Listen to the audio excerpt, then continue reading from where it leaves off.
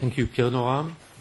Was that there is no way to walk to the future because we are stepping on all the time. We are not free to build the future from scratch. There is no option just to walk, to have a pathway to the future, because we are stepping on something that was before, what is hidden, what is kind of taboo, what is kind of mystery, oblivion. Many things appeared immediately after we started this journey to the East, this new active culture we decided to develop after 1989. So there was a big aporia, the obstacles we faced from the first moment we appeared in this small town, Seine, at the Polish-Lithuanian borderland, very close to Belarus and Russia, Kaliningrad region. It was our choice to travel there, to establish the borderland center there. The choice because it still had this multicultural character.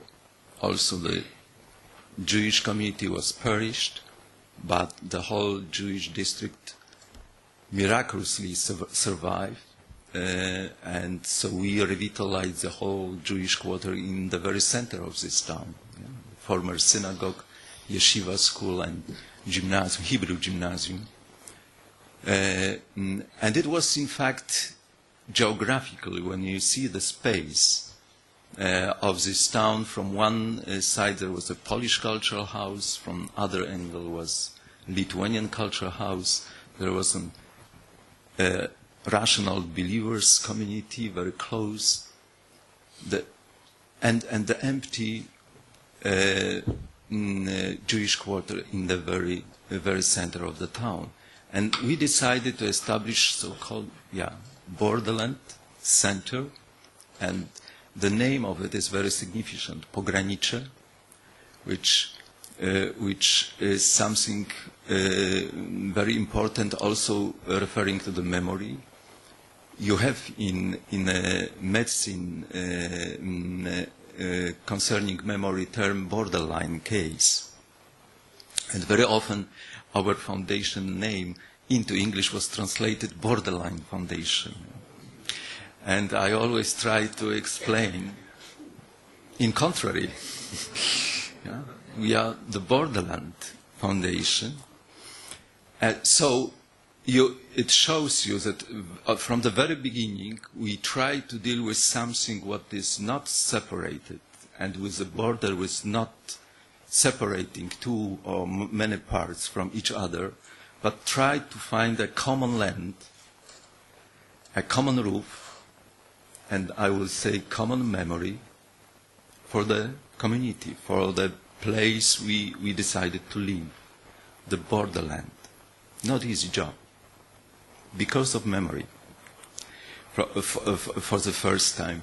So the experience was, when we start to initiate our first programs and activities, that this place, this lieu, don't have a common memory, or the history of 20th century mostly made our memories scattered into the pieces of different national, religious, language, cultures, but also generational groups, islands of this archipelago.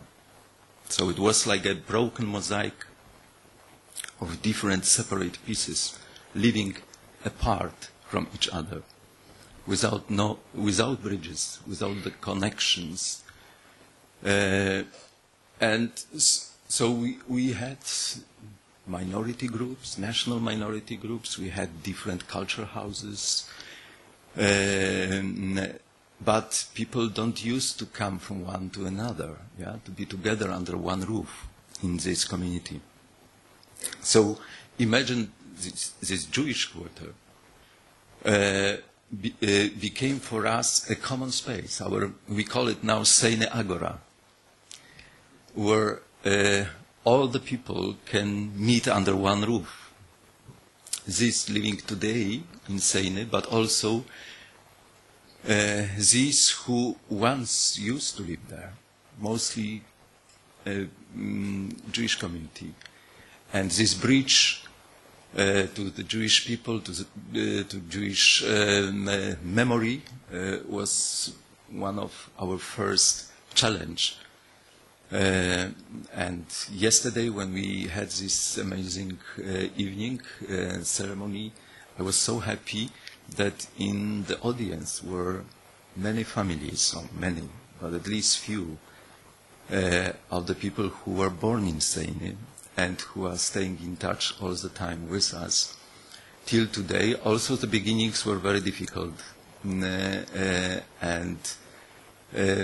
the fact that they visited Seine after Holocaust, after many years, also they promised, like Max Furmański, who was yesterday with his family, he promised to himself never come back to Seine, where he was born. But he was telling all the time to his children and grandchildren about Seine. So children asked him and pushed him finally to bring them for 5 minutes. He said to them, okay, but for 5 minutes only, we can see the place where I was born. And when they came into the former synagogue, which is now the space we are working, there was a rehearsal of Szymon Anski's debut. So our youngsters, we do the theater with young people, were playing klezmer music during the wedding of a debut play, and that's how our encounter with Max Furmański started. He started to pray in each corner of the synagogue, singing, because he's cantor and rabbi, and he stayed with his family for 3 days, telling us in details all what he remembered from his childhood, what he remembered about different places, people, and neighbors of the community. So this is just one example of this difficult situation we inherited in these borderland areas like Seine, but all along Central Eastern Europe you can find places like that. And of course, the question how to build bridges between these scattered pieces of memories, different stories, was a challenge for us. So we, of course, started from respecting and exploring different memories, to just find the way how people can speak about what they remember and what was happening there. Of course, you can say that there was an oblivion. You can say that something was forgotten. But in fact, and this is my deep experience, it is just on the surface. Until you don't have lobotomy, I mean the surgery on your mind and body, which kills your memory, you remember. And the place, remember. And of course, it could be more unconscious, it could be hidden, it could be close into the dark corner of your psyche, but it exists and it works. Speaking or keeping silence, but it works. And it affects your life. So until you do not decide and you not agree with lobotomy, the community, the people, and the place remember. And of course, the thing is how we remember, and the thing is how we can accoucher this memory, how we can take it out as community members, as neighbors and the family members, and integrate these memories with our contemporary life and build the future for us. Because, you see, to live with oblivion, to live with memory which is hidden in the dark side of your psyche, makes your life unbearable, in fact, and makes your life on the peripheries of the place you live. That was our feeling when we came to this town and to this community. We live together with the people there. We live on the peripheries of the place. We didn't have access to the center. We didn't have agora, but we didn't have access to inherit the place as whole. We did have access to separate part of this life and of this memories, but it makes you like a marginalized person or community if you not bridge your memories, your stories with the whole with the whole memory of the place and of the community. So in fact, and because of this marginalization, because of living of the peripheries, there is no access to the future. Because you are always kind of a peripheral person and community without this capacity to build something on a very ground for the future. So in fact, what history did for us in 20th century was cutting us from this power of the place, of the memory, of the community, of continuation from the past to the future, and so on. So this is the question about the future: how to solve and how to bridge this what exists in our psyche, both individual and communal, to the present and to the common life.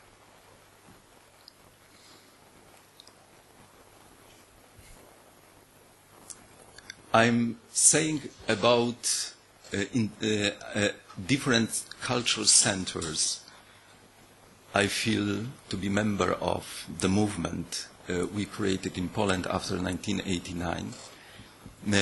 People who decided to do active culture immediately after the transformation period. So we did not have time to build museums. We do not have time to build monuments. Only now, after 25 years, we will have, or already we have, but the general opening will be this autumn, the Jewish Museum in Warsaw. And we built other museums. You know, there will be the Second World War Museum in Gdańsk. There will be other commemorations. But there was no time at the very beginning of this transformation to deal with memory, with big institutions. So imagine there was many NGOs, civic initiatives, culture people, artists being engaged in something what is very much dealing with the memory of our society and of our country. So we created culture centers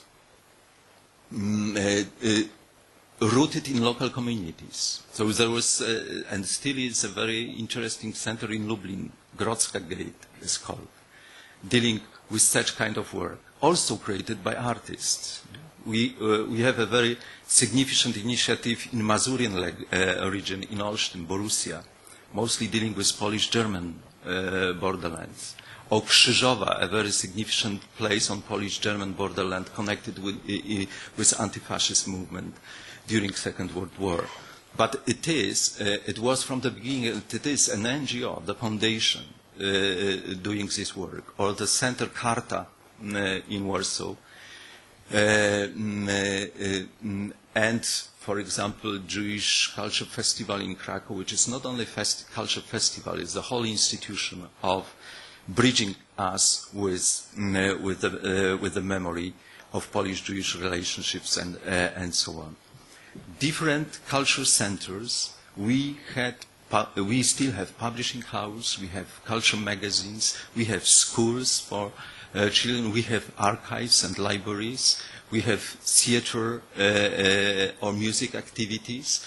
This is how we started to cope with this challenge of bridging the memory from the past with our future. And I think, and thinking about this great honor for me, which Dan David Prize is, I think about all this movement we created in Poland after 1989. Now, in short, the lesson I have from my experiences as a borderland team, working in Seine, working in all Central Eastern European borderlands, in Asia, and in other parts of the world, I can close it in 3 words. The first is how to make memory common. How to build the common ground for our memory. How to gain wholeness through remembering. How to make our memory not closing us and separating us from each other, but to have it as a connective tissue between our different experiences, traumatic memories, and conflicts. Of course, we had. So, I'm not this utopian ideologies, that I believe that we can achieve it. This is never done process, open, but to just go on that path which create the openness and the possibility of building connective tissue through remembering and memories is one of the greatest challenges we face.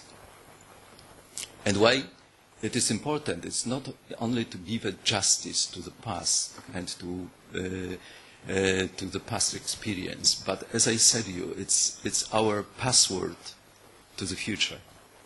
It's our password to create an agora and to be in the center of the places and communities we are living in. And the second thing is very much connected to that, something what I call critical memory.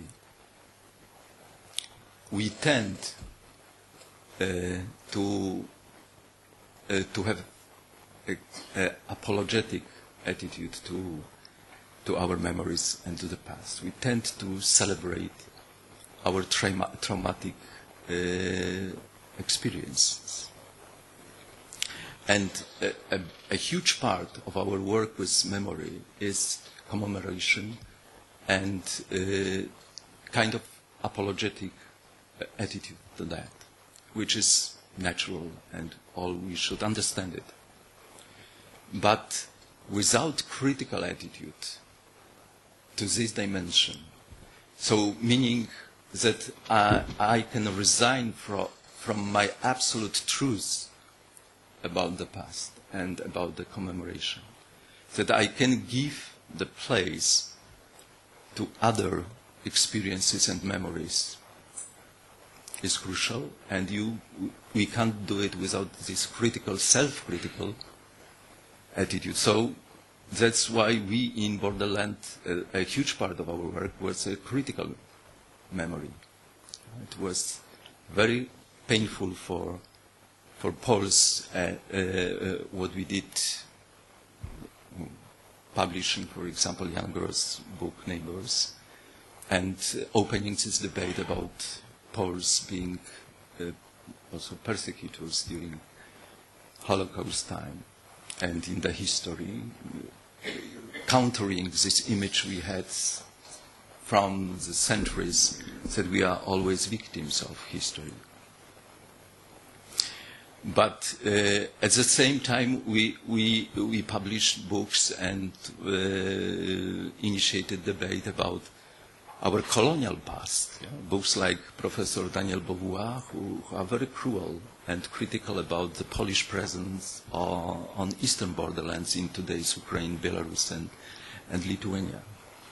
That we have also this colonial past in our history, that we were colonizing our neighbors on the eastern part and eastern borderlands for good and bad. Yeah, but of course you should understand and the positions of the Ukrainians, Belarusians, Lithuanians, and so on toward our common history. That's also why we use this name, not Kresy for pogranicze, for the borderland. Kresy, which is edges, which is a very typical and nostalgic Polish name for our presence on eastern borderlands, today's Poland, today's Ukraine, Belarus, and Russia.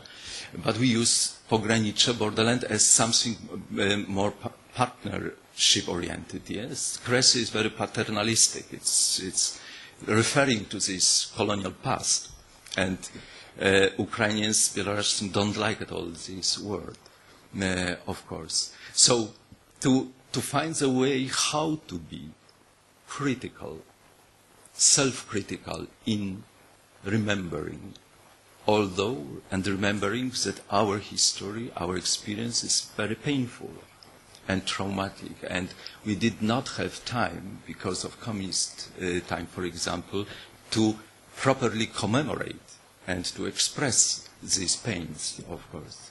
But at the same time, there was no, because many friends of us and partners in Poland after 1989 said to us, okay, first commemorate, yes, make justice and deal with our pain in the past, and then we will start to remember about the others. And we will start to be more critical to ourselves. Our feeling was there is no way to do like that, because when you start only apologetic and only commemorative work, there will be even more difficult to come back to this critical attitude and so on. So this is, after wholeness, the critical attitude is for me crucial with dealing with memory. And the third thing, most difficult, is a good memory. We can't do this work without the, also you may say, naive belief that in this dark room of our psyche memory, there is a spark of light. There is a spark of goodness, of good experience and good memories from this traumatic past. If it is all dark, there is no way to build the future and to be critical and to have this wholeness of memory. So this small spark of light and this experience that also something good happened and is part of our memory, I think it's crucial. We don't have language. Very often we don't have rituals, we don't have culture to dig it out of ourselves. What we have in our languages, in our culture activity, is defending ourselves. And it's very, very easy to use negative language of conflict, of confrontation, of something what separates and defends us, and what refer to all bad memories. It's easy to do and to to be present with this in media, in our culture, in art even. Yeah. The artistic language is strong when it refers to the negative realms of our reality. But how to make it jestful, not naive, not sentimental, not stupid, but a real attitude to this spark of light, to this good memory, was from the beginning a challenge for us. And because we were rooted with this work in the community, not in academic circle, not in the museum, it was really necessary for us to trust our neighbors, our community, that beside all these negative things they have in mind, they possess, inherit, experience, and see also beside all the sins, and mistakes, there is something good we can refer and build on that, this process of revitalization of remembering, including the wholeness attitude and critical attitude with our practice.